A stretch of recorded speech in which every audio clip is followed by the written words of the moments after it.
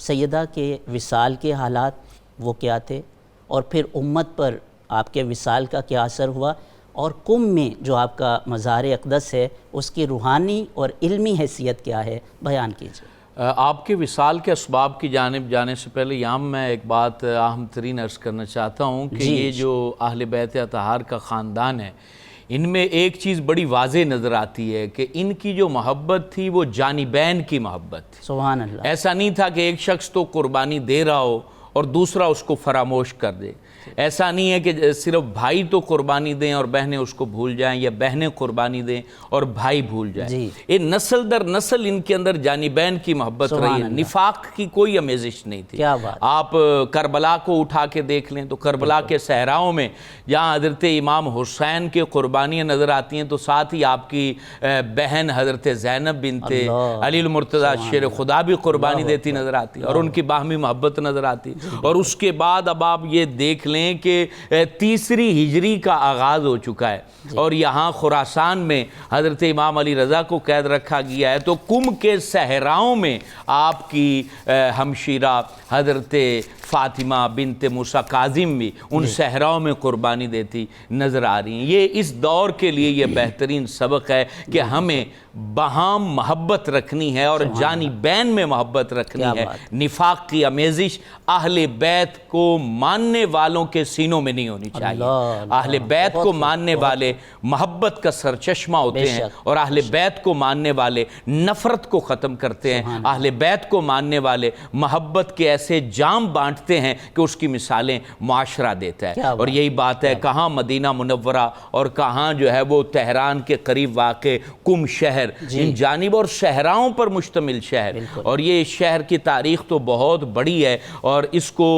جو فتح کیا حضرت عمر رضی اللہ تعالیٰ عنہ امیر المومنین کے زمانے میں حضرت ابو موسیٰ اشعری نے اس کو فتح کیا ہے۔ اور وہاں پر جب حضرت فاطمہ بنت موسیٰ کاظم تشریف لائی تھی، اس وقت بھی وہاں پر جو قبیلہ آباد تھا وہ حضرت ابو موسیٰ اشعری کے خاندان کے لوگ تھے، اور بلکہ جنہوں نے آپ کی سواری کی لگام کو تھاما تھا وہ حضرت موسیٰ بن خزرج اشعری تھے۔ انہوں نے پھر آپ کو جو ہے اپنے گھر میں دعوت دی، اور آپ وہاں تشریف فرما ہوئی۔ آج بھی اس گھر کو قم کے اندر بیت النور کے نام سے جانا جاتا ہے۔ اور پھر وہاں پر آپ جو تشریف فرما ہوئی، جس کے اثرات آپ نے کہا کہ امت پر کیا پڑے، قم شہر کے اندر آپ نے ایسا شعور کا جو ہے وہ سورج طلوع کیا ہے کہ صدیوں بعد بھی آج تک وہاں شعور بلند و بالا ہے۔ جتنے انقلاب واقع ہوئے ہیں وہ قم سے ہی اٹھے ہیں، اور آپ حیران ہوں گے ایسا علم کی شمع روشن کی ہے کہ وہاں پر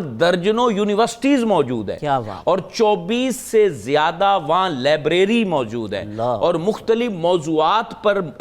خاص موضوعات پر کتب پر بھی لائبریری قم شہر کے اندر موجود ہیں۔ یہ حضرت فاطمہ بنت موسیٰ کاظم کا فیض ہے کہ انہوں نے وہاں پر صرف 17 دن جو شعور کی شمع روشن کی ہے، 17 سال نہیں، صرف 17 دن وہاں پر رہی ہیں، اور اس کے بعد آپ کو شہید کر دیا گیا ہے۔ اور آپ وہاں پر جو ہے جب آپ کی تدفین کا مرحلہ تھا تو سارے لوگ پریشان تھے کہ ان کے ساتھ آنے والے تو شہید ہو گئے، اب ان کو جو ہے وہ مزار پر انوار میں کون رکھے گا، محرم وہاں پر موجود نہیں ہے۔ تو کہتے ہیں کہ سواری پر سوار دو بزرگ آتے ہیں، اور وہ خاموشی کے ساتھ وہاں پر اترتے ہیں، تدفین مکمل کرتے ہیں اور خاموشی سے وہاں سے چلے جاتے ہیں۔ اس کے بعد آپ کے مزار کے اوپر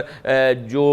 چھت بنائی تھی وہ حضرت زینب بنت محمد تقی نے بنائی تھی، اور پھر مزار کے اوپر جو سنہری گنبد ہے وہ فتح علی شاہ نے